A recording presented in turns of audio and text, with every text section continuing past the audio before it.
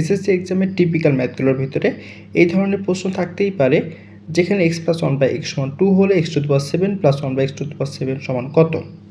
এই ধরনের প্রশ্ন খুব সহজে শর্ট টেকনিকের মাধ্যমে কীভাবে সলভ করা যায় তা দেখব এই ভিডিওতে। ফার্স্ট অফ অল আমরা যদি x + 1/x = 2 থেকে যদি x এর মান নির্ণয় করতে পারি, তাহলে খুব সহজে x⁷ + 7 + 1/x⁵ 5 এর মান নির্ণয় করতে পারবো। মনে রাখতে হবে x + 1/x = 2 হলে x সমান 1 হবে। x সমান 1 কীভাবে হলো এটা বোঝার জন্য আপনারা ভিডিওটি পজ করে এখান থেকে দেখে নিতে পারেন x + 1/x থেকে কীভাবে x সমান 1 হলো। এরপর এই সমীকরণে আমরা x এর মান 1 বসিয়ে দেব।